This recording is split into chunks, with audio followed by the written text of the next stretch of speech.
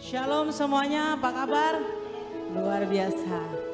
Mari beri salam kiri kanan, katakan Tuhan kita Allah yang baik, Allah yang luar biasa. Beri senyum yang terbaik buat teman di samping kiri kanan. Haleluya. Haleluya. Yes, the Lord Jesus. Terima kasih Tuhan buat hari ini. Terima kasih buat anugerah kasih yang kemurahan yang Kau sertai kami setiap hari Tuhan. Terima kasih Bapa, Engkau sungguh baik dan teramat baik. Kami mau siapkan hati kami Tuhan untuk masuk beribadah dengan Engkau Tuhan. Kami mau meninggikan Engkau atas tempat ini Tuhan. Pulihkan setiap kami Tuhan, biar layakkan kami di hadapan-Mu.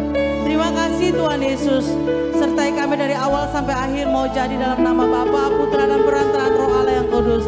Di dalam nama Yesus yang percaya katakan, amin. Kita akan mendengarkan VOP. Shalom saudara, percakapan mengenai pencurahan Roh Kudus telah menjadi salah satu topik yang sangat sering dibahas. Berhubungan dengan ini, salah satu pokok diskusi yang sering kali muncul adalah mengapa ada istilah Pentakosta ketiga. Bukankah peristiwa Pentakosta merupakan sebuah peristiwa final, unik, dan spesifik yang tidak mungkin terulang kembali? Mari kita telusuri apa yang Alkitab katakan mengenai hal tersebut. Insan Pentakosta memahami bahwa pencurahan Roh Kudus bukanlah sebuah peristiwa yang final dan yang tidak mungkin terulang lagi, melainkan sebagai penggenapan awal dari janji Bapa, yakni pencurahan Roh Kudus sebagaimana juga telah dinubuatkan dan perjanjian lama, yaitu yang masih dan akan terus berlangsung sampai kedatangan Tuhan Yesus yang kedua kalinya. Alkitab pun menunjukkan meskipun tidak semua, tetapi ada nubuatan tertentu di mana penggenapan dari nubuatan tersebut terjadi berulang kali. Ini berarti bahwa ketika nubuatan tersebut terjadi dalam suatu kurun waktu, bukan berarti nubuatan tersebut sudah tidak ada pengenapannya lagi. Justru pengenapan awal dari sebuah nubuat berperan sebagai model atau contoh yang menunjukkan betapa luar biasanya potensi dari pengenapan itu nantinya. Inilah yang kita kenal dengan multiple fulfillment of prophecy. Contohnya peristiwa pencurahan Roh Kudus secara luar biasa yang terjadi di kamar loteng atas di Yerusalem. Pada waktu itu, kejadian ini sangat dramatis sehingga menarik perhatian banyak orang yang saat itu sedang berziarah ke Yerusalem untuk merayakan Hari Raya Yahudi. Namun, apakah ini merupakan penggenapan akhir dari nubuatan Yoel? Mengingat bahwa masih ada beberapa aspek yang belum terpenuhi dalam nubuatan Yoel dalam peristiwa Pentakosta, yang diantara lainnya adalah pertama, bahwa Roh Kudus belum dicurahkan atas semua manusia, melainkan hanya dalam kelompok yang terbatas dan dalam cakupan area yang terbatas. Yang kedua adalah tanda-tanda heran di langit dan di bumi yang tidak nampak dalam peristiwa Pentakosta. Dan yang ketiga adalah bahwa hari Tuhan belum datang, yaitu hari di mana Tuhan Yesus akan datang dan duduk di tahtanya sebagai hakim yang adil. Pasca pencurahan Roh Kudus di kamar loteng atas, Petrus dalam khotbahnya di Kisah Para Rasul 2 ayat 38-39 berkata, "Maka kamu akan menerima karunia Roh Kudus, sebab bagi kamulah janji itu dan bagi anak-anakmu dan bagi orang yang masih jauh, yaitu sebanyak yang akan dipanggil oleh Tuhan Allah kita." Albert Barnes mengatakan bahwa pernyataan dalam ayat tersebut tidak terbatas hanya kepada orang-orang Yahudi, melainkan berlaku juga bagi generasi yang masih jauh, yakni generasi di masa kini dan juga bagi orang-orang non-Yahudi atau Gentiles. Dengan pemahaman ini, kita dapat menyimpulkan bahwa penggenapan akhir dari nubuatan Yoel tidak berhenti di peristiwa Pentakosta di kamar loteng, tapi juga terjadi di awal abad ke-20 melalui peristiwa Azusa Street Revival yang merupakan Pentakosta kedua dan sekali lagi sedang terjadi dalam era kita sekarang ini. Pentakosta ketiga sedang dan akan terus terjadi dalam cakupan area yang mendunia. Peristiwa ini juga akan disertai oleh tanda-tanda heran dan ajaib dan akan mengarah kepada kedatangan Kristus yang kedua kalinya. Tentunya istilah Pentakosta ketiga bukanlah istilah yang dibuat-buat oleh Bapak Pendeta Dr. Insinyur Niko Nyotraharjo sebagai hamba Tuhan yang menerima tuntunan dan visi ini, melainkan berdasarkan preseden penggunaan terminologi Pentakosta kedua yang sudah dikenal sejak awal abad ke-20. Beberapa catatan dokumentasi penting yang mencatat hal ini adalah Australasian Record, volume 39, nomor 19, yang menuliskan sebuah artikel berjudul The Second Pentecost Will Be Even Greater Than the First. Wesley Mylan juga menyebutkan peristiwa Pentakosta kedua dalam bukunya The Latter Rain Covenant. Frank Bartleman dalam bukunya How Pentecost Came to Los Angeles juga menggambarkan dahsyatnya pencurahan Roh Kudus yang terjadi di Azusa Street sebagai Pentakosta kedua. Dan buku Passover, Pentecost, and Parousia, di mana yang menjadi editor adalah para profesor aliran Pentakosta dari Pentecostal Theological Seminary, juga menyebutkan Azusa Street sebagai Pentakosta kedua. Jadi, dengan adanya presiden terminologi Pentakosta kedua ini, maka jika seseorang menolak Pentakosta ketiga atas dasar bahwa Pentakosta tidak berulang, itu artinya dia juga menolak Pentakosta kedua, yang sama dengan menolak gerakan Pentakosta secara keseluruhan. Tentunya, untuk sebuah kegerakan bisa disebut sebagai peristiwa Pentakosta, ada 3 kriteria yang harus dipenuhi. Yang pertama adalah peristiwa Pentakosta bersifat masif, ekspansif, dan multi-etnis. Yang kedua adalah penekanan terhadap bahasa roh dan manifestasi kuasa Roh Kudus.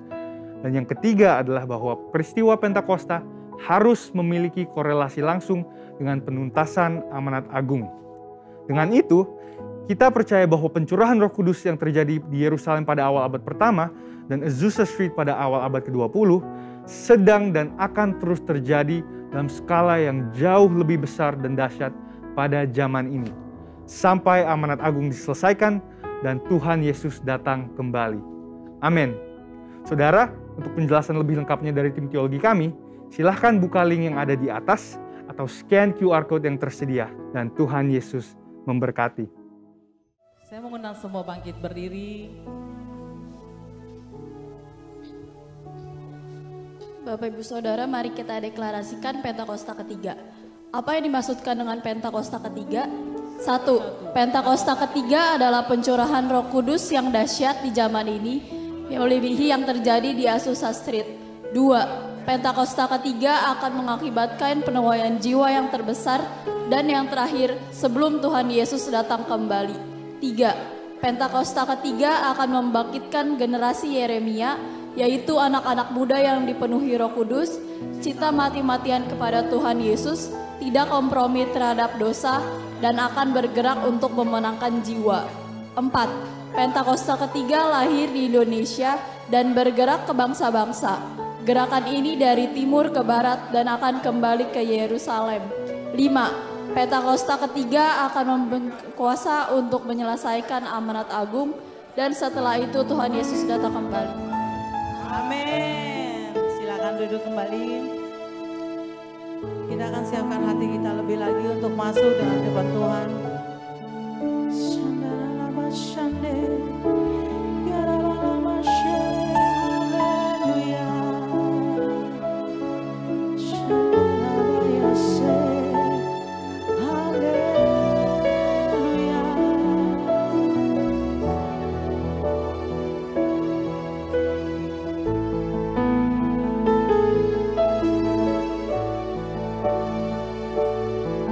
Penyertaan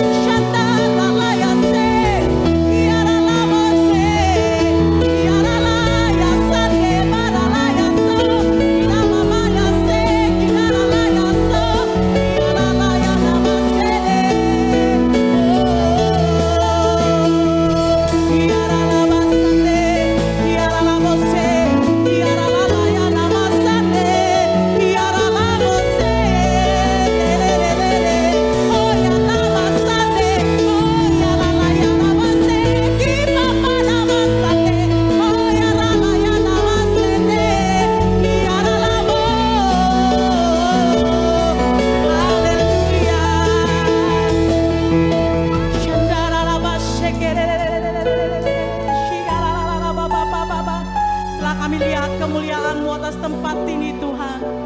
Kami merasakan kasih-Mu yang luar biasa atas tempat ini Tuhan.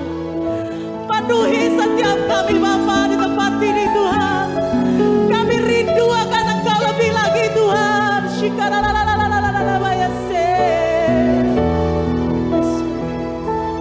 Telah kulihat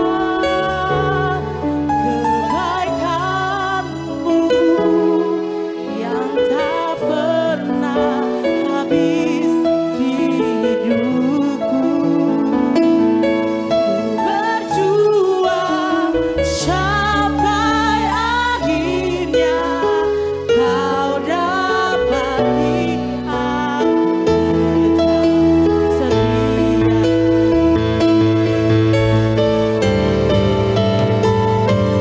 Telah kulihat kebaikan-Mu yang tak pernah habis di hidupku.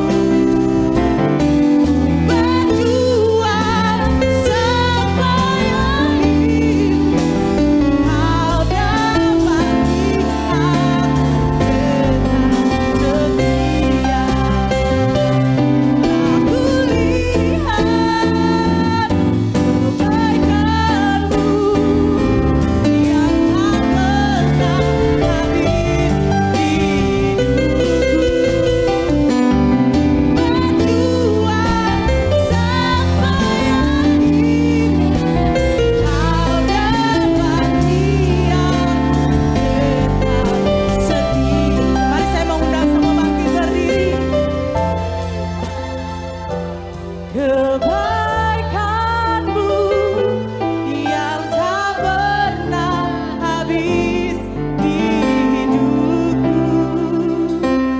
Ku berjuang sampai akhir, Kau dapati aku tetap setia. Mari jemaat nyanyikan lagu ini. Telah kulihat kebaikan-Mu yang tak pernah habis di hidupku. Kami melihat kebaikan Tuhan dalam hidup kami. Sampai akhirnya Kau dapati aku tetap setia.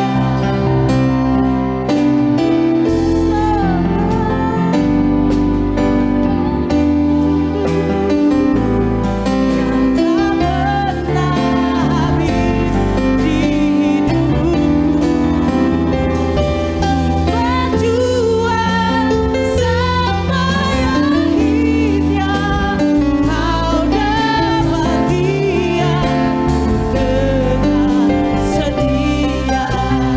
Kau dapati aku tetap setia. Kau dapati aku tetap setia. Yes, Lord. Haleluya. Haleluya Tuhan. Biarlah Kau dapati kami tetap setia di hadapan-Mu Tuhan. Biarlah kami melayani Engkau lebih lagi Tuhan. Kami lebih sungguh-sungguh melayani Engkau Tuhan. Biarlah semua untuk kemuliaan-Mu hanya bagi-Mu Tuhan. Di dalam nama Yesus yang percaya katakan amin. Mari silakan duduk.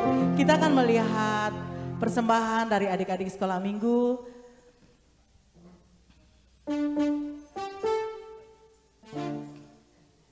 Bila roh Allah.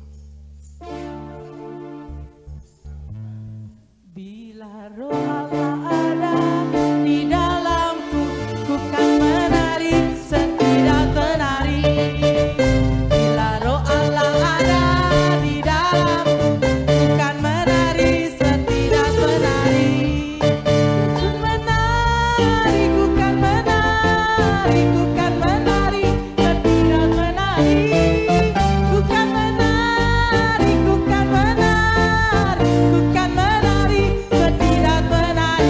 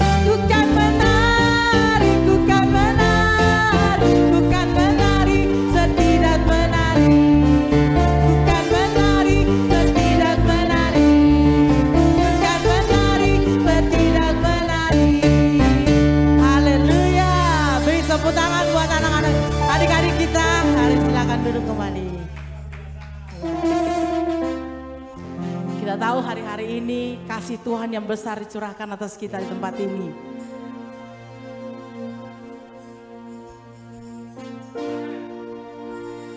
Beri sorak-sorak.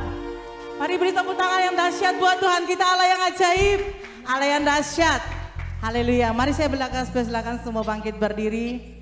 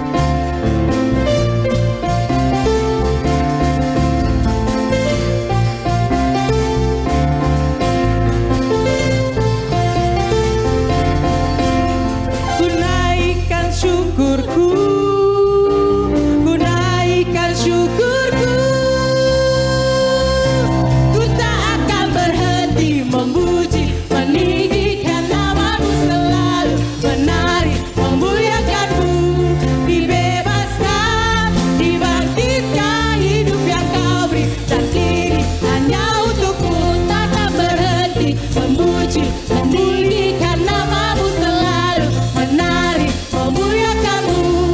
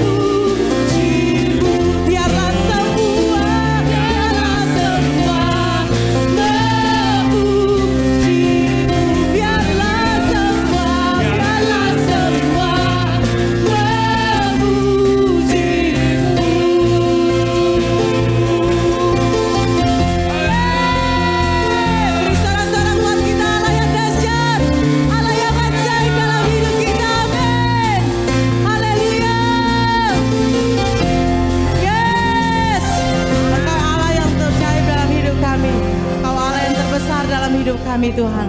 Terima kasih Tuhan Yesus. Mari silakan duduk. Kita akan siapkan hati kita untuk kebenaran firman Tuhan. Biarlah hari-hari kita manis mendengar apa yang Tuhan katakan dalam firman Tuhan dalam hidup kita. Biar hari-hari ini Tuhan, manis kemanisan yang Kau berikan bagi hidup kami Tuhan. Setiap beban kami Tuhan ketika kita datang di hadapan Tuhan lebih lagi Tuhan. Kami merasakan kelegaan dalam hidup kami Bapa. Shandara lava sande, ura lava ya sekene. Yes Lord. Ini kami anak-anak-Mu Tuhan. Kami mau lebih lagi Tuhan dengan Engkau Tuhan. Shandara lava sekene. Yes. Haleluya, haleluya. Yes Lord.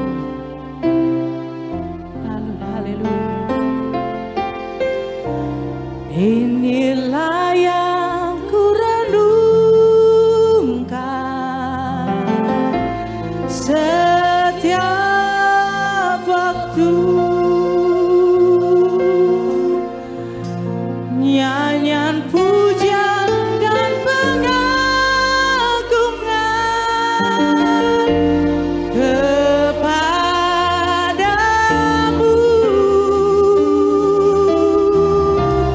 Biarlah manis Kau dengar Tuhan, manis Kau dengar Tuhan, dan hatiku bersuka padamu.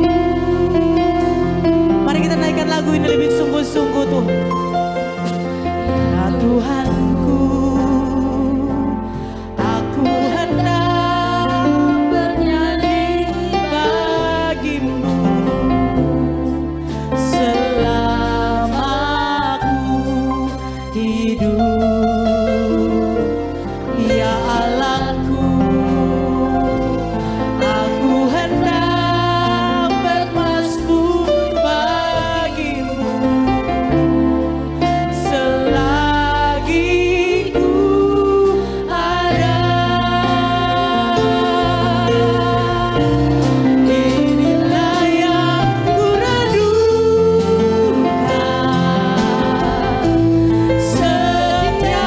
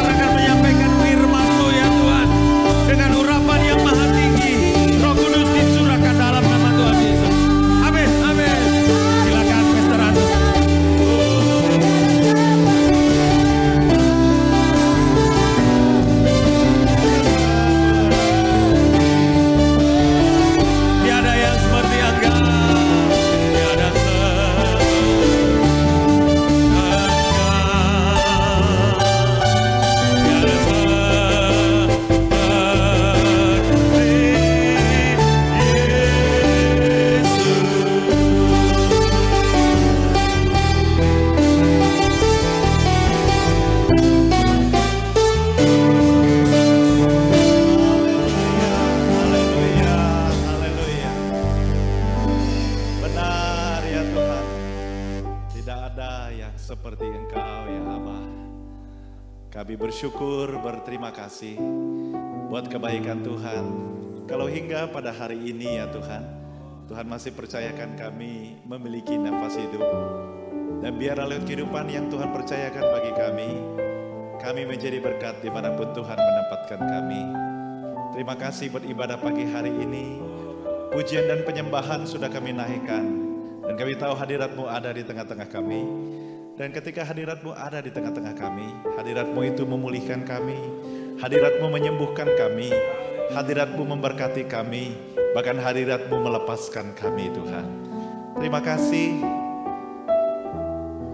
Urapi kami semua agar kami memiliki telinga seorang murid, hati seorang hamba, duduk diam di dalam hadirat-Mu, mendengarkan setiap kebenaran firman-Mu. Urapi hamba-Mu, taruhkan perkataan-Mu dalam mulut bibir hamba-Mu, sampaikanlah hati-Mu kepada kami semua Tuhan. Kami siap mendengarkan firman-Mu di dalam nama Tuhan Yesus Kristus. Kita yang siap dengarkan firman Tuhan, mari sama-sama kita katakan amin. Haleluya. Haleluya. Silakan duduk Bapak Ibu sahabat muda yang dikasihi oleh Tuhan. Terima kasih pelayanan hamba-hambanya yang dahsyat luar biasa yang sudah membawa kita masuk dalam hadirat Tuhan. Tuhan Yesus memberkati kita semua. Saya perkenalkan diri saya, nama saya Antonius Tony, panggilannya Anton. Ya, saya tentunya punya seorang istri dan 2 orang anak. Tuhan percayakan saya ada 2 orang anak. Lalu Tuhan juga mempercayakan saya mengembalakan domba-domba Tuhan. Ya, yang ada di Cibubur, tepatnya di Perumahan Legenda Wisata.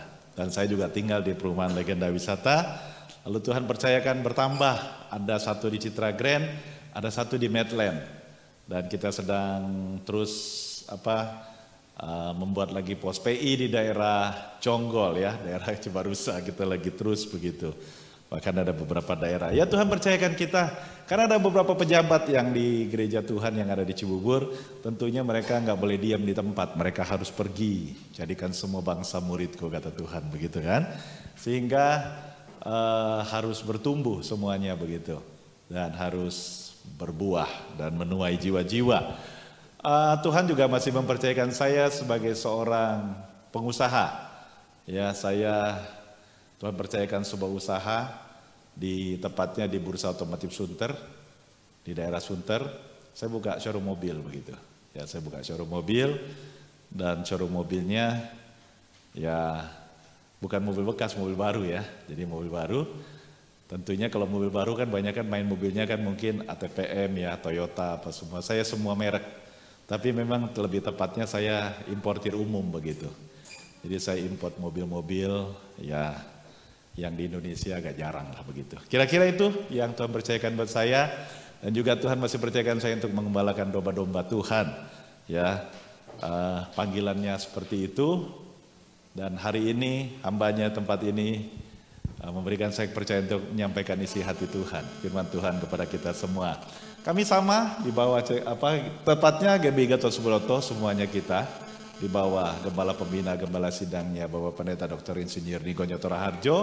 Di bawah Pendeta Dr. Insinyur Niko ada Rayon, ada CK.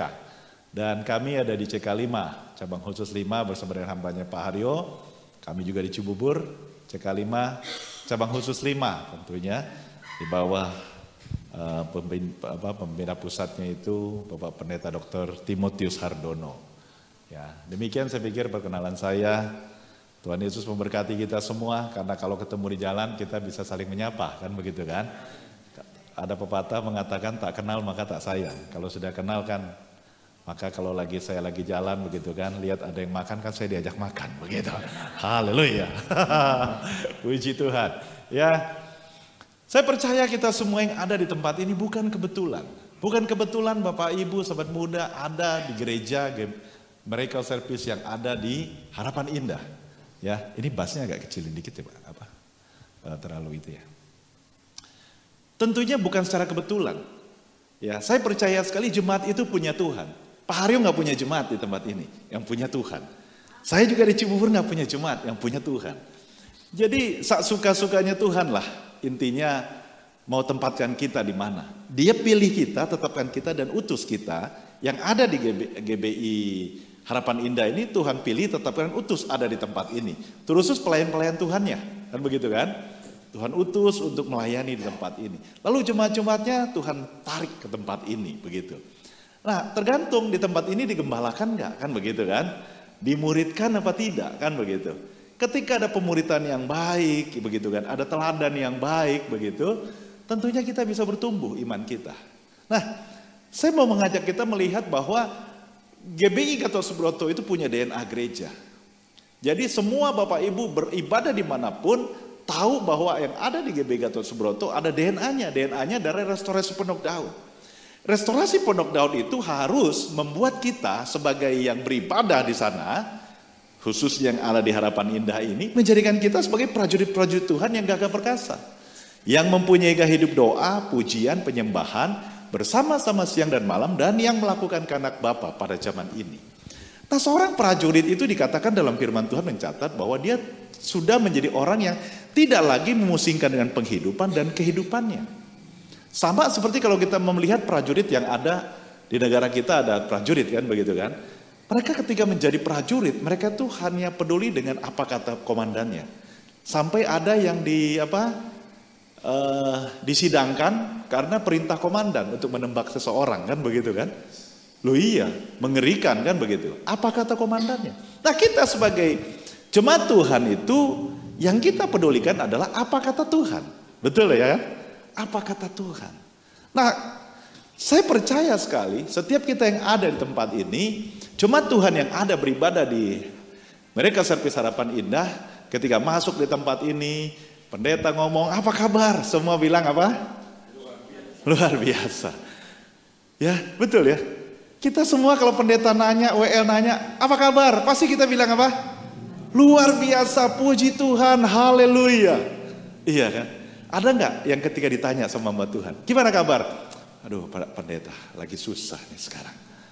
Enggak, betul ya? Di gereja begitu.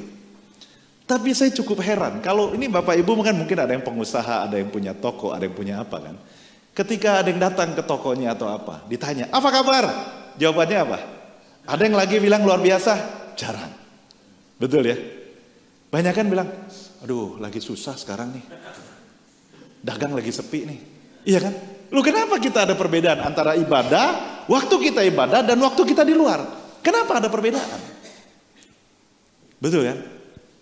Di dalam gereja, semua mukanya tersenyum. Iya kan? Iya. Nggak ada yang lampu muji Tuhan itu cemberut, nggak ada. Betul nggak? WL tadi muji nyembah Tuhan senyum pasti semua. Kita senyum. Oh haleluya begitu. Semua kita pasti begitu. Tapi kenapa kita lagi ada di gereja sukacita kita penuh? Lupa kita sama hutang sementara.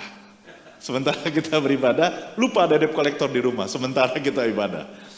Tapi begitu pulang dari gereja kita mulai berpikir, aduh begitu. Iya, begitu ya.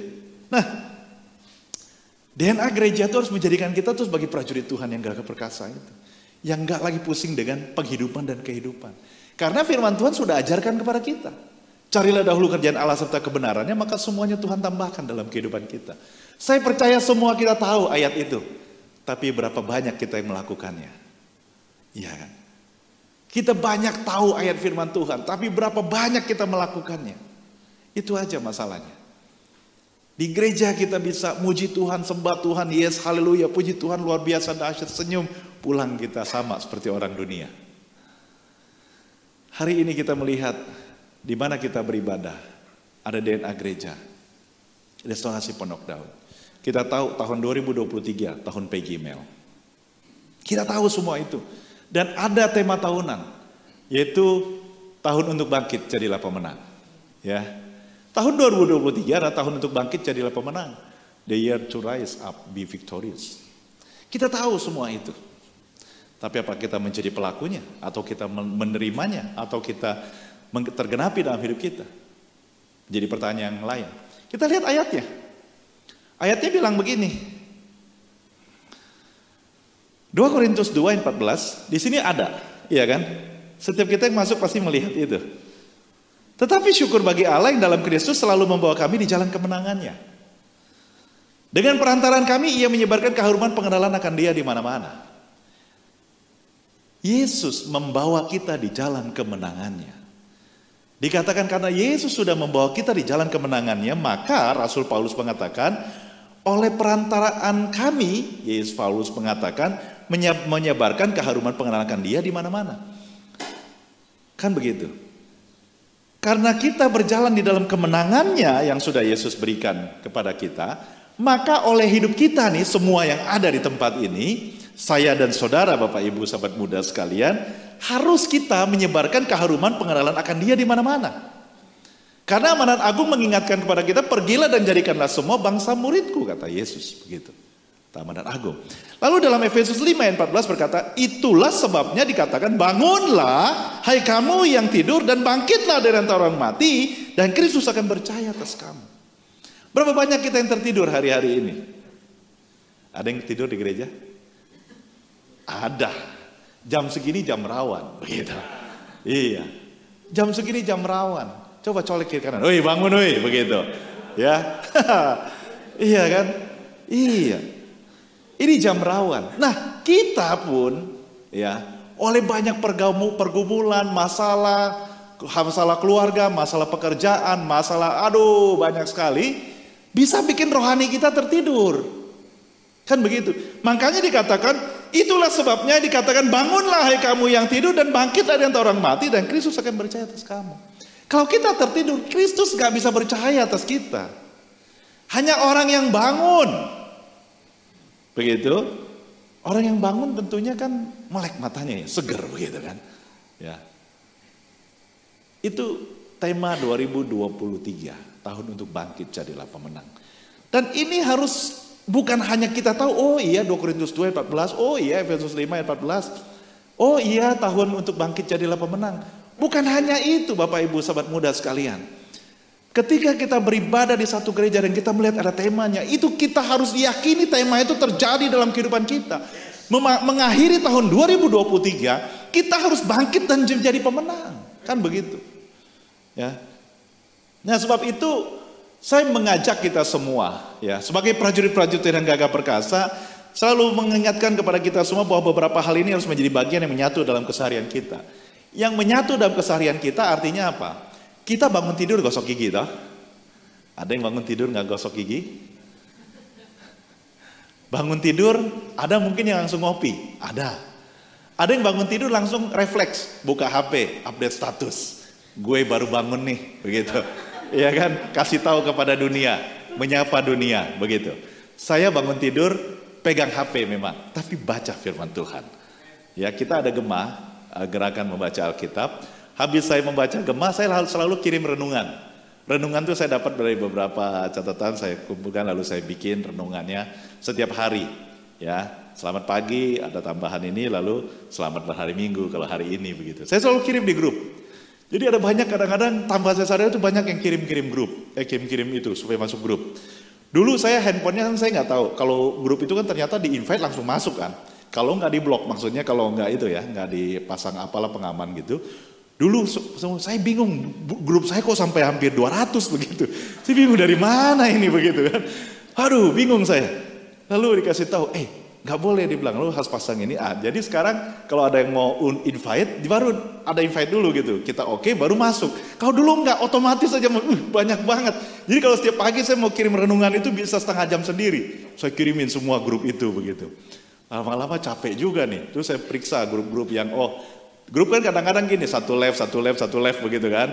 Ada yang tinggal berapa puluh, yang di bawah 100 saya delete, yang di bawah 100 saya keluar gitu. Udah tinggal sekarang mungkin sekitar 80-an lah begitu. 80 grup. Belum lagi grup gereja begitu kan. Luar biasa. Nah, kita punya hal-hal yang keseharian kita lakukan, rutinitas kita. Nah, ini rutinitas sebagai prajurit itu ini nih. Ya. Disiplin bersaat teduh. Itu nggak boleh enggak nih. Ya. Kalau kita mengatakan kita adalah prajurit Tuhan yang gagah perkasa, memiliki DNA gereja itu, ya supaya membentuk kita yang ada, itu disiplin bersaat teduh, itu nggak boleh kita lewati, itu menjadi keseharian yang melekat dalam hidup kita. Sama kayak kita bangun tidur gosok gigi, itu udah nggak boleh lewat nih. Bahkan ada hamba Tuhan bilang no breakfast, No Bible, no breakfast ya, no Bible, no breakfast. nggak baca Alkitab dulu, gitu loh.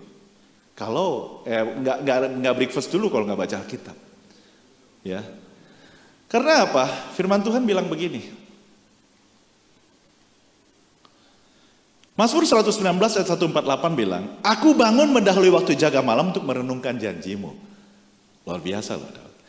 Aku bangun mendahului waktu jaga malam untuk merenungkan janjimu. Sekarang di sini masih ada sis kamling nggak? Nggak ada lagi ya Pak Aryo ya. Kalau sis kamling kan kita tahu dulu ya, sis kamling sampai jam 12 ganti, tong ganti begitu kan. Nah dikatakan mendahului waktu jaga malam untuk merenungkan firmanmu, berarti itu kan tengah malam itu. Iya kan? Daud tengah malam. Lalu Mazmur 119 ayat 97 berkata, betapa ku cintai Tauratmu, aku merenungkannya sepanjang hari. Wow, dahsyat. Kalau kita menjadi orang yang taat selalu, disiplin membaca firman Tuhan, kita punya kekuatan. Ya, karena tubuh, jiwa, dan roh kita harus terpelihara sempurna. Firman Tuhan katakan begitu kan. Hari-hari ini kita tahu, firman Tuhan kan juga bilang, ingatkan kita, bahwa daging kita lemah. Betul ya, daging kita lemah. Kenapa kita bisa khawatir, takut, dan bimbang dalam hidup kita? Karena roh daging kita lemah. Daging kita mulai dengan mata khawatir. Gitu kan. Dengar omongan khawatir begitu. Iya kan? Kan begitu. Makanya dagingnya lemah. Sebab itu roh kita harus kuat. Nah kita harus beri makan roh kita. Apa makanan roh kita? Ya baca firman Tuhan. Kan begitu kan?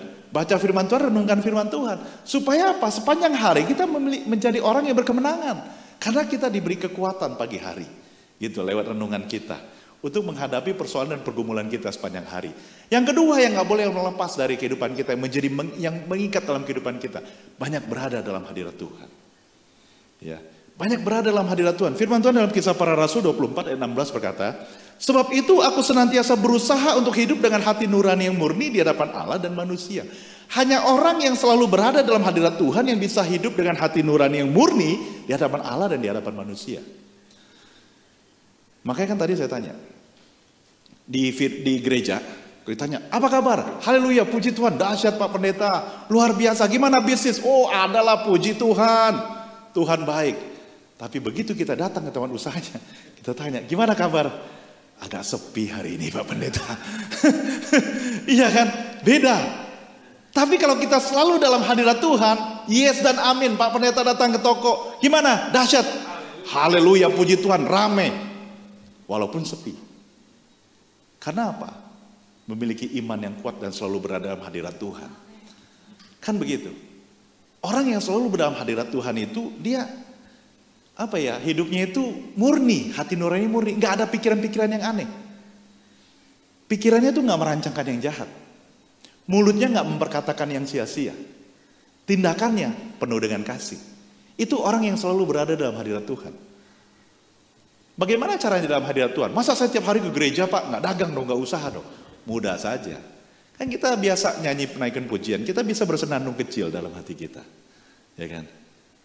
Ku sembah kau, ku puji kau. Ini bisa. Lalu kalau misalnya di rumah atau di toko lagi di setel pujian. Ya kan? Makanya usahakan kalau kita pengusaha usaha gitu ya, di tempatnya itu kasih itu ada audio gitu kan ya, supaya kita bisa setel terus begitu, pujian penyembahan begitu. Itu membuat kita terus berada dalam hadirat Tuhan. Ya, supaya hidup kita selalu dipenuhi dengan kasih, kan begitu kan? Lalu yang apalagi yang berikut? Latih diri untuk kita beribadah. Ini puji Tuhan, sudah onsite semua. Ya, sudah onsite. Puji Tuhan. Firman Tuhan dalam 1 Timotius 4 ayat 8 berkata, latihan badani terbatas gunanya. Ada nge-gym, ada apa, terbatas. Saya masih olahraga bulu tangkis. Umur sudah 53 masih main bulu tangkis. Teman-teman sudah bilang, hati-hati Pak, dia bilang begitu.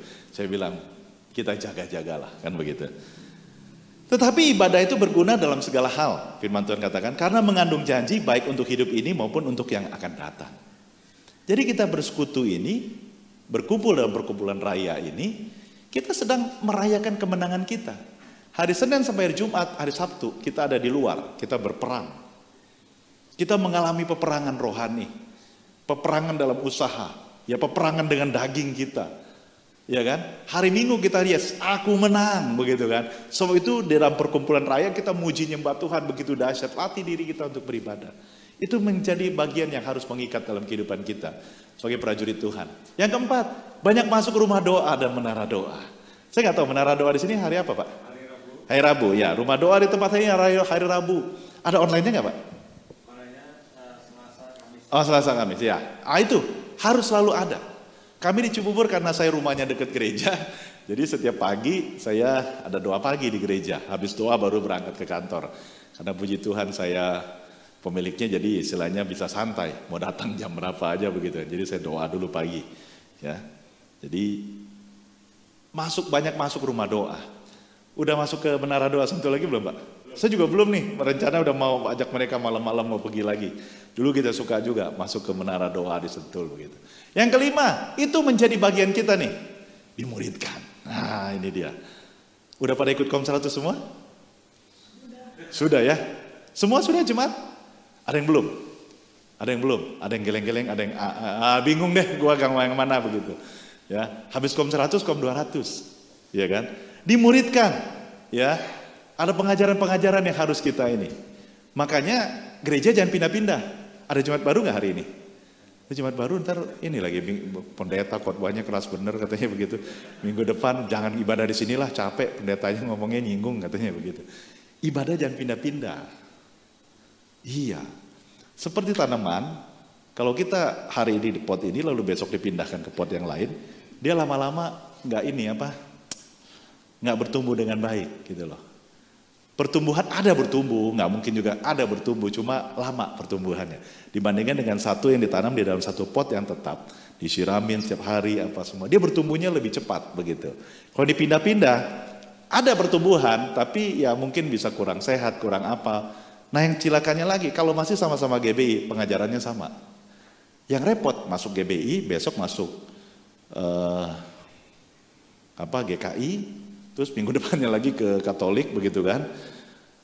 Akhir bulan dia bingung, gua nggak ke gereja lagi lah. Gua bingung pengajarannya. Di sini begini, di sana begitu, di sini begitu. Udah di rumah aja paling benar. Hati-hati begitu ya. Kita menjadi orang yang dimuridkan. Nah, hari ini saya mau mengajak kita belajar berjalan dalam kepastian ya. Hello March, goodbye Februari. Ya, saya sebagai gembala jemaat itu di dalam gereja yang Tuhan percayakan untuk digembalakan, saya harus menyampaikan visi dari gembala pembina, saya harus sampaikan terus kepada jemaat. Itu visinya harus terus sampaikan. Kita melihat di depan hari-hari ini, sebelum kita masuk tahun 2023, ada banyak pengamat politik, pengamat ekonomi, ya kan? Banyak pengamat lah begitu kan. Bilang tahun ini tahunnya nggak pasti, betul ya? Aduh ramalannya begini begitu. Zaman ada dulu yang Mama Lauren belum meninggal, belum dipanggil, dia bilang gelap begitu kan, karena dia belum cuci dengan Mama Lemon kan begitu. Ya, nah dulu begitu. Sama kehidupan kita juga hari-hari ini kan kita melihat pengamat ekonomi bilang nggak pasti ekonomi ini. Dan kenyataannya juga kita hadapi memang keadaannya memang berubah kan begitu kan. Bisnis sepertinya tidak seperti yang dulu begitu. Ya, ada terjadi penurunan begitu ya. Ada banyak hal mengubah. Habis zaman Covid kita juga semua mengalami perubahan. Ya. Perubahan banyak hal begitu. Nah, saat ini kita melihat ada banyak ketidakpastian di hadapan kita. Ketidakpastian akan pekerjaan. Iya kan? Sekarang kerja semua kontrak semua kan? Iya loh. Kontrak semua. Sampai yang saya ada sempat ngobrol dengan satu pelayan Tuhan di gereja. Dia ini sudah kerja lama di perusahaan itu. Sebelumnya dia itu staff orang lingkaran dalam lah, manajemen lah begitu. Tapi sekarang diberlakukan kontrak 1 tahun. Kontrak 1 tahun mereka sekarang.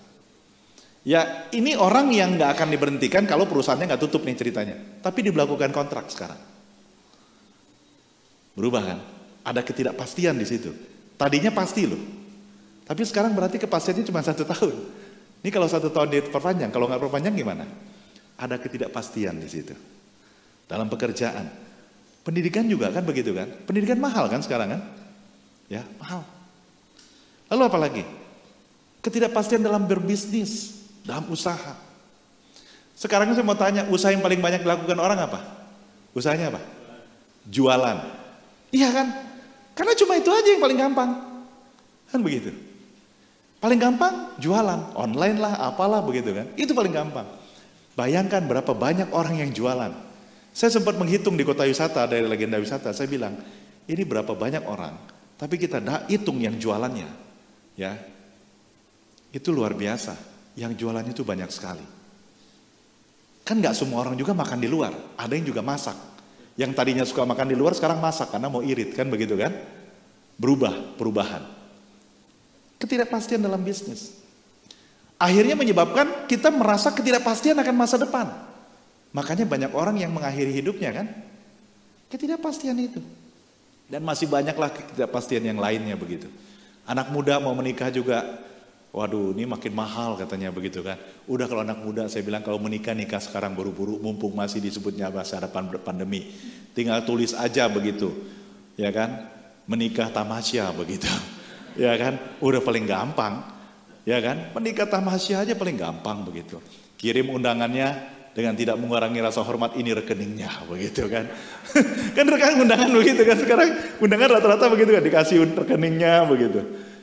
Ya kita kalau kirim mau nggak mau kan, kalau pakai rekening gitu kan ketahuan mau kasih berapa kan. Mau nggak mau paling dikit 250.000 lah paling sedikit. Datang nggak datang kan begitu kan. Oh iya benar. Dunia semakin lama bikin kita semakin susah jadinya. Ada banyak ketidakpastian di situ. Ya, tapi kita anak Tuhan nih. Ya.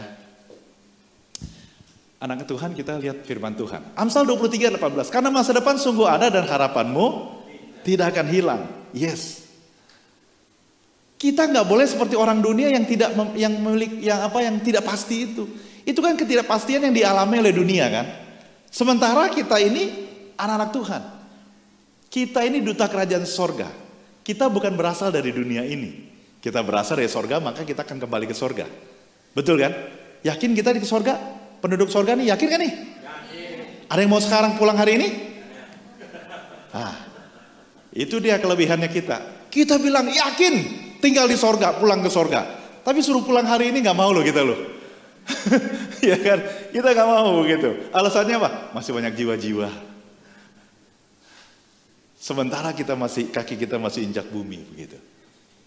Ada ketidakpastian orang dunia, tapi kita nih bukan orang dunia, kita punya kepastian di dalam Tuhan. Apa sih yang membuat kita memiliki kepastian itu? Nah, kita melihat nih, begitu ya. Kita melihat dasar dari kebenaran firman Tuhan di atas memberikan kepastian kepada kita bahwa orang percaya, ya, sebagai orang percaya, bahwa yang pertama nih, Allah turut bekerja dalam segala sesuatu untuk mendatangkan kebaikan. Roma 8 ayat 28 firman Tuhan katakan, kita tahu sekarang bahwa Allah turut bekerja dalam segala sesuatu untuk mendatangkan kebaikan bagi mereka yang mengasihi Dia, yaitu bagi mereka yang terpanggil sesuai dengan rencana Allah. Orang dunia boleh berada dalam ketidakpastian, tapi kita menerima kepastian itu. Karena kita tahu Allah turut bekerja dalam segala sesuatu untuk mendatangkan kebaikan. Kalau kita baca semua firman Tuhan, waktu Yusuf katakanlah dianiaya oleh keluarganya, dia pasti juga nggak bisa mengatakan bahwa Allah turut bekerja dalam segala sesuatu untuk mendatangkan kebaikan, iya kan? Karena dia merasa terzolimi waktu itu kan. Lalu akhirnya apa? Dijual, lalu dianiaya lagi oleh Tante Poti begitu kan? Ya, lalu akhirnya masuk penjara. Masuk penjara, ternyata sebetulnya Allah sedang membawa dia dekat dengan istana. Kan begitu kan? Rancangan Allah bagi dia adalah rancangan menjadikan dia sebagai orang kedua di Mesir. Untuk apa? Untuk memberi kehidupan kepada bangsa Israel. Kan begitu kan dikatakan. Firman Tuhan mencatat itu kan. Tapi kita melihat Allah turut bekerja kan dalam segala sesuatu untuk mendatangkan kebaikan. Dalam kehidupan Yusuf. Siapa lagi contohnya? Sadrak, Mesak, Abednego. Daniel. Iya kan? Lalu siapa lagi? Daud. Banyak kita melihat contoh di dalam Alkitab. Allah turut bekerja dalam segala sesuatu untuk mendatangkan kebaikan. Itu kan di Alkitab. Kita sendiri percaya nggak Allah turut bekerja dalam segala sesuatu untuk mendatangkan kebaikan dalam hidup kita? Pernah gak kita flashback kehidupan kita di belakang? Ternyata Tuhan tuh rencananya luar biasa. Iya kan? Begitu dahsyat dan luar biasa. Hebat Allah kita itu. Ketika dia merancangkan keselamatan bagi kita manusia, sudah disiapkan semua skenarionya kan? Demikian Allah dalam hidup kita. Dia merancangkan skenario kita ini masing-masing ini luar biasa. Kita ini punya pergumulan dan medan peperangan kita masing-masing. Medan pertempuran saya berbeda dengan medan pertempurannya Pak Haryo. Begitu. Medan pertempuran saya beda dengan Bapak Ibu yang hadir pada hari ini. Medan pertempuran saya sedikit kesaksian. Saya dari sejak bulan Oktober, November, Desember, Januari, Februari, 5 bulan gak jualan mobil loh. Gak jualan mobil 5 bulan. Ampun. Showroom saya penuh nih sekarang mobilnya. Ampun. Dan mobilnya kan juga, satu mobil yang paling mahal mobil saya stoknya itu 13, saya buka 13 miliar 800. Itu McLaren 765 LT Spider, itu yang paling mahal. Yang paling murah itu cuma Mustang yang paling murah, 1,6 M, itu yang paling murah. Jadi sekarang mobil numpuk begitu, 5 bulan, bayangkan medan pertempuran saya seperti apa.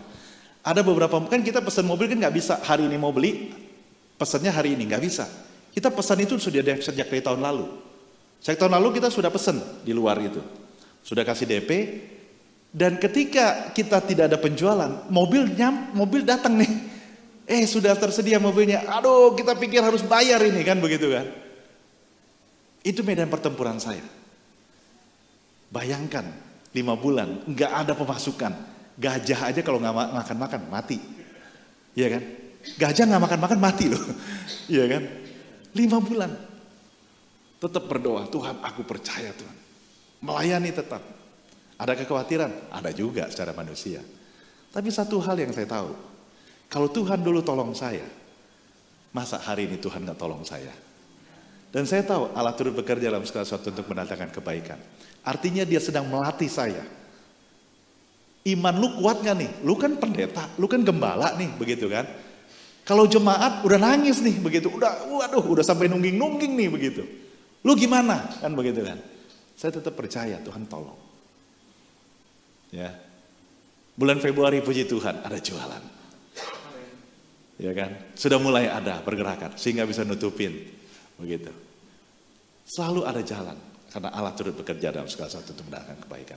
Karena bagi kita selalu ada kepastian. Ya. Hal yang kedua nih, kenapa kita tahu bahwa kita punya kepastian? Allah tidak akan membiarkan dan meninggalkan kita. Ya. Ibrani 13 ayat 5 berkata begini. Janganlah kamu menjadi hamba uang dan cukupkanlah dirimu dengan apa yang ada padamu, karena Allah telah berfirman, aku sekali-kali tidak akan membiarkan engkau dan aku sekali-kali tidak akan meninggalkan engkau. Kita punya Allah yang dahsyat. Orang dunia boleh memiliki ketidakpastian, tapi kita tahu Allah itu tidak pernah meninggalkan kita. Ya. Sebab itu gak usah takut, gak usah khawatir. Yang paling penting, mata rohani kita harus kita pertajam. Itu yang paling penting. Yang repot, mata rohani kita pakai kacamata, kacamatanya gelap lagi begitu. Ya, buram jadinya. Mata jasmani kita malah terang benderang. Itu yang bahaya. Ketika mata jasmani kita terang benderang, ya, baru dengar cerita, baru baca berita yang, aduh ini dolar lagi naik, wah takut, gitu kan. Ini cabai naik, wah teriak, begitu kan. Ini beras naik, teriak, begitu. Iya kan. Tapi kalau mata rohani kita yang kuat, apapun yang terjadi, gonjang-ganjing di muka bumi ini, kita tahu Allah tidak pernah meninggalkan kita. Allah terus menyertai kita. Hal yang ketiga, kelamaan juga khotbahnya Pak ya. Hal yang ketiga, karena firman Tuhan tidak pernah gagal. Bilang kiri kanan, firman Tuhan tidak pernah gagal. Iya kan? Firman Tuhan tuh gak pernah gagal loh. Kalau kita lihat firman Tuhan gak pernah gagal kan? Selalu yang difirmankan pasti digenapi. Semua nubuat pasti terjadi, tergenapi. Ya nih, Sebab apa yang telah difirmankannya akan dilakukan Tuhan di atas bumi, sempurna dan segera. Firman Tuhan tuh gak pernah gagal. Kalau kita tahu kita punya Allah yang dahsyat, yang kita pegang firman Tuhan itu, gak pernah gagal. Ya, apalagi yang harus kita khawatirkan? Kita punya kepastian. Hal yang keempat, yang terakhir, karena habis ini saya mau makan lagi nih nanti begitu sama Pak Haryo. Sebab bagi Allah tidak ada yang mustahil. Oh, dahsyat. Iya kan? Sebab bagi Allah tidak ada yang mustahil. Sebab bagi Allah tidak ada yang mustahil. Lukas 1 ayat 37. Kita punya kepastian. Karena apa? Sebab bagi Allah tidak ada yang mustahil. Bagi manusia mustahil.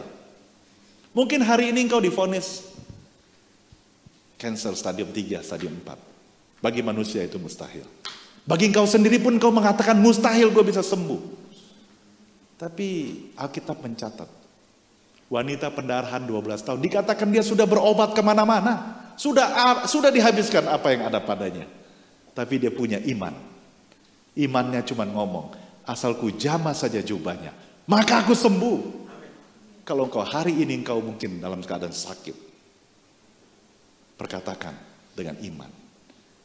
Ya, perkatakan dengan iman. Aku pasti sembuh karena tubuhku adalah bait suci, bait kudus, bait Allah. Bukan tempat sakit penyakit. Aku terima kesembuhan dalam nama Yesus. Perkatakan dengan iman. Apa yang sedang kau pergumulkan hari ini? Mungkin rekeningmu sudah 0. Sampai ketika kau masukkan ATM bilang, mohon maaf. Sampai ATM pun bilang maaf sama kita. Hari ini pergumulanmu. Tapi ingat, modalnya cuma 2 ikan 5 roti. Berapa orang makan? 5.000 orang makan. Tidak tercatat wanita dan anak-anak. Begitu dahsyat Allah kita. Ada sisanya enggak? Ada. 12 bakul. Belum ada orang Manado waktu itu. Belum ada orang Batak waktu itu. Ya. Iya. Karena apa? Suka babungkus kan begitu kan. Mohon maaf kalau ada yang Manado dan Batak di tempat ini. Ya. 12 bakul sisanya. Dahsyat Allah kita. Iya, hebat. Petrus ketika Tuhan Yesus bilang sama dia, pergi ke agak dalam, tebarkan jalamu.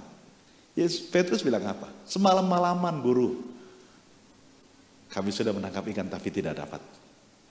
Tapi karena engkau yang perintahkan, ya, kita pun harus ngomong seperti itu. Karena engkau yang perintahkan ya Tuhan. Aku tahu bagi Tuhan tidak ada yang mustahil. Kalau kita tahu kita punya Allah yang begitu luar biasa. Yang begitu dahsyat dan luar biasa. Apa yang harus kita takutkan? Gak ada yang perlu kita khawatirkan. Ya, tahun 2023 ini tahun politik. Mungkin kan sudah ada mulai gonjang-ganjing kan. Waduh kalau si ini yang terpilih, kalau si ini yang terpilih. Udahlah lo gak usah pusing lah. Ya. Doain aja. Pemimpin yang toleran, pemimpin yang nasionalis itu yang terpilih. Udah doain aja. Bagian kita berdoa. Tuhan akan membuat jalannya rata nantinya begitu. Akan terpilih pemimpin yang nasionalis dan pemimpin yang toleran. Tapi bagian kita doa.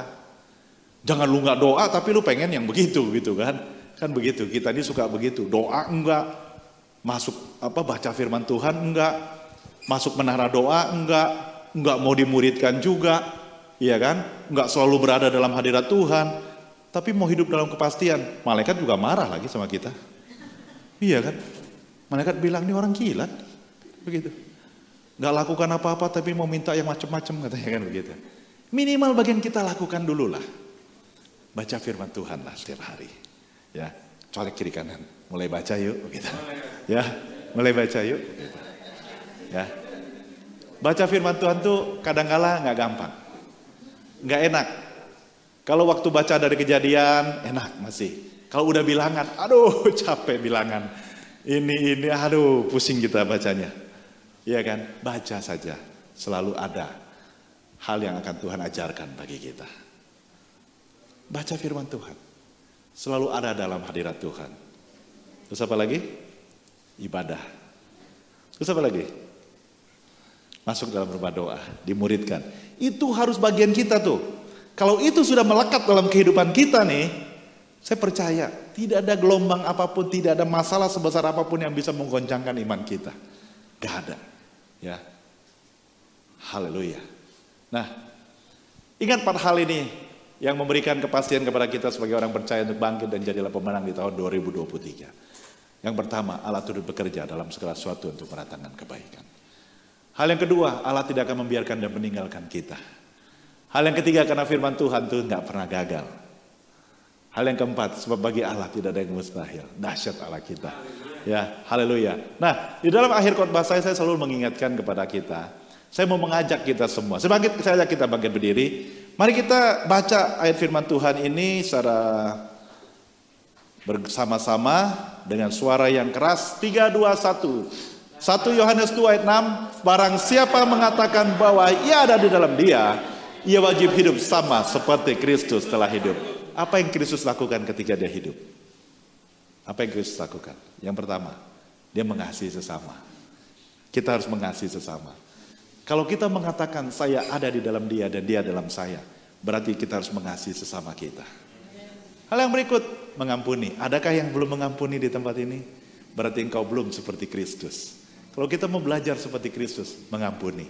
Kristus di atas kayu salib, dia nggak bilang tuh, awas lu ya, yang ini ya, dia marah nih. Ntar kalau gue udah pulang ke sorga, awas lu ya, enggak. Dia bilang ampunilah mereka. Kalau kita kan masih suka begitu, ntar lu ya, awas lu lewat mana lu pulangnya, begitu. Ampuni, ya. Kalau kita tidak mengampuni, maka kita sedang makan racun, kita mau orang lain itu mati. Kan begitu. Orang yang penuh dengan dendam, yang nggak mengampuni, dia minum racun tapi dia pengen orang lain mati. Nggak ada sejarahnya begitu. Ya. Yang berikut, melayani bukan untuk dilayani. Yesus ketika dia hidup, dia melayani bukan untuk dilayani. Ya. Jadi kalau datang ke tempat ini, nggak usah tunggu pendetanya salamin. Datang kita, salaminlah pendetanya. Salaminlah, nggak perlu. Kan gua kan ini, tunggu disalamin. Kalau nggak disalamin, gua nggak disambut nih minggu ini, minggu depan gua nggak ibadah lagi deh, begitu. Aduh, lu jangan macam-macam dah, begitu. Lu mati juga kuburannya cuma 1 kali 2, begitu. Bener. Berapa banyak rumah kamu? Ada 10, 20, mati tetap. Tanahnya 1 kali 2. Agak luas dari San Diego, mungkin bisa beli berapa kafling. Iya, cuma itu aja. Hal yang keempat, rela berkorban. Ya, rela berkorban. Kadang-kala kita suka banyak ngomong. Ketika pendeta bilang kita mau melakukan ini, kita banyak ngomong. Tapi udahlah, rela berkorban. Hal yang kelima, tetap kuat saat dalam pergumulan. Ya. Saja kita angkat satu pujian. Tenanglah kini hatiku, Tuhan memimpin langkah hidupku. Di saat bimbang dan ragu, ku rasa tangannya. Katakan tenanglah kini hatiku. Tenanglah kini hatiku, Tuhan memimpin langkah hidupku. Di saat bimbang dan ragu, ku rasa tangannya.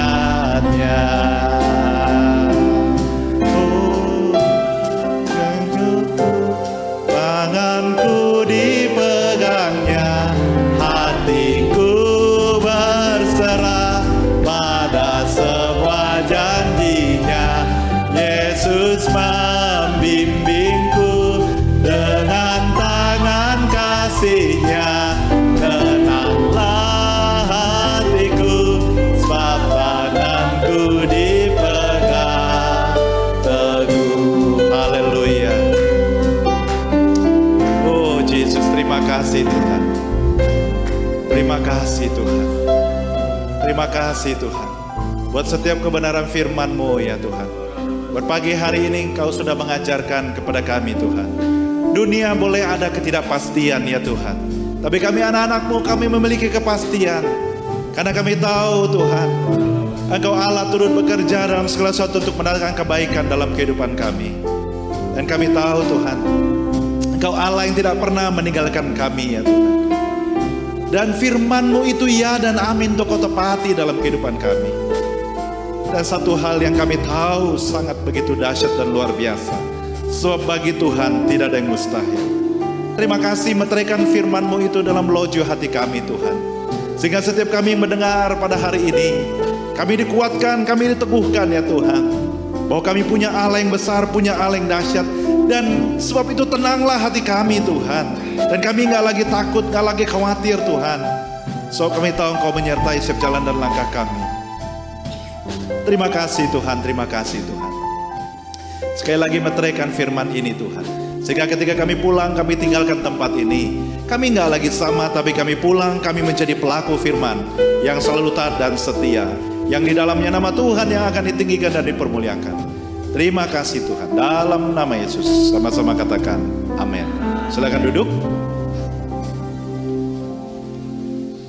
Terima kasih untuk hambanya Pastor Antonius Tony yang sudah hadir menyampaikan firman Tuhan. Mari sama-sama kita say thank you pada Pastor Antonius Tony. 1, 2, 3. Thank you Pastor. Haleluya. Bayangkan saudara, mobilnya 13 miliar. Haleluya. Saya rasa tadi waktu kesaksian sama saudara ya, pergumulannya sejak Oktober. Kita juga pergumulan sejak Oktober saudara. Dan mukjizat terjadi Februari. Wah itu dahsyat luar biasa saudara. Kok sama gitu ya. Tetapi kita punya Tuhan yang luar biasa, tempat perlindungan kita. Amin. Haleluya. Mari kita bangkit berdiri bersama-sama. Kita akan nyanyikan Tuhanlah perlindungan. Tuhanlah kekuatanku ya. Yeay. Mari Bapak Saudara, jangan pulang dengan bersedih. Mari berikan senyum kiri kanan, berikan senyum kepada Tuhan. Haleluya. Tuhanlah kekuatan dan mazmurku. Ya gunung batu, ya gunung batu dan keselamatan. Hanya padamu, hanya padamu hatiku percaya. Kaulah menara, kaulah menara dan kota perlindungan. Sama-sama katakan ku mau selalu bersyukur. Bak cintamu padaku takkan pernah berubah. Hatiku percaya walau bumi bergoncang, gunung-gunung beranjak, namun kasih setiamu tak pergi dariku. Mari bertepuk tangan dengan semangat, katakan Tuhanlah kekuatan. Haleluya. Yeay. Tuhanlah kekuatan dan mazmurku.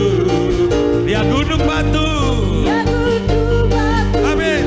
Keselamatanku hanya padamu. Hatiku percaya kaulah menara, kaulah menara dan kota perlindungan. Oh haleluya. Ku mau selalu bersyukur. Bak cintamu padaku takkan pernah berubah. Hatiku percaya walau bumi bergoncang, gunung-gunung beranjak,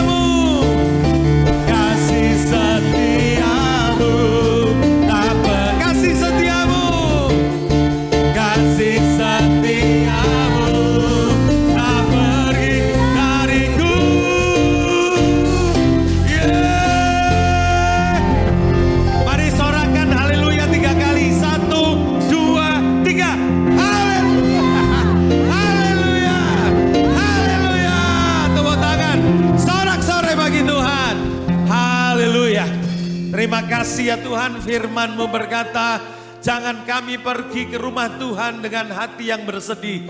Tetapi kalau kita pergi ke rumah Tuhan, datanglah dengan sukacita dan Tuhan memberkatinya. Terima kasih ya Tuhan, kami bersyukur untuk siang hari ini Tuhan. Kemuliaan Tuhan turun atas kami semua. Kami percaya mujizat demi mujizat dinyatakan dalam hidup kami. Oh, semua yang hadir di sini, yang sakit disembuhkan dalam nama Yesus. Kuasa Allah bekerja ya Tuhan. Oh Tuhan, yang sakit secara jasmani, baik itu yang ada di dalam perutnya, di dalam dadanya, kepalanya, Tuhan, Engkau menyembuhkan dalam nama Tuhan Yesus. Yang sakit ekonominya Tuhan, Tuhan Engkau memulihkan. Berkat-berkat-Mu turun Tuhan atas usaha pekerjaan. Oh Tuhan, terima kasih Tuhan dalam nama Tuhan Yesus. Oh Tuhan, terima kasih. Kami juga berdoa, oh kesembuhan atas hubungan yang retak. Tuhan pulihkan, berikan anggur baru kepada setiap keluarga-keluarga dalam nama Tuhan Yesus.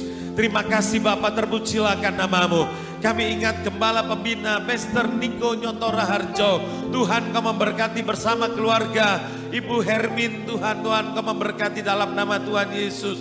Oh wakil-wakil gembala, Tuhan Engkau memberkati mereka. Oh berikan kesatuan hati kepada semuanya ya Tuhan. Kami juga berdoa untuk CK5 cabang khusus 5 Kuningan City, Pendeta Timotius Sardono dan Ibu Indri. Tuhan Engkau memberkati mereka Tuhan. Urapan Allah mengalir atas hidup mereka.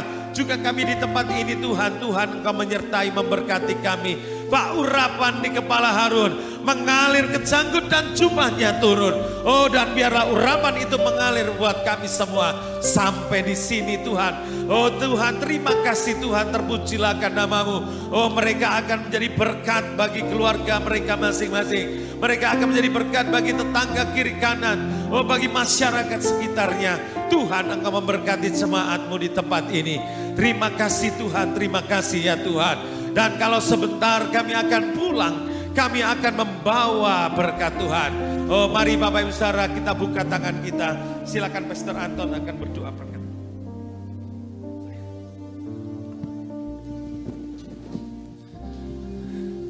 Berkat Abraham, Ishak dan Israel, berkat yang datang daripada Allah Bapa di sorga, dalam anak yang tunggal yaitu Tuhan Yesus Kristus. Pemeliharaan berkat sempurna Roh Kudus menyertai, memberkati, mengurapi, menuntun setiap kita semua mulai sejak siang hari ini, besok bahkan sampai Maranatha. Tuhan Yesus datang kedua kali dan Dia akan menjemput kita semua di awan-awan yang permai. Mari setiap kita yang sudah terima berkat Tuhan katakan amin. Selamat berhari Minggu Tuhan. Silakan duduk Bapak Ibu Saudara.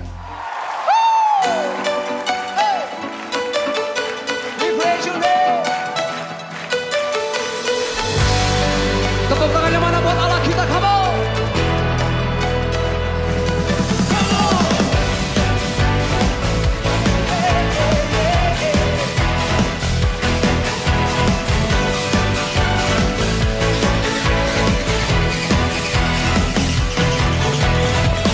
Pelukis cakrawala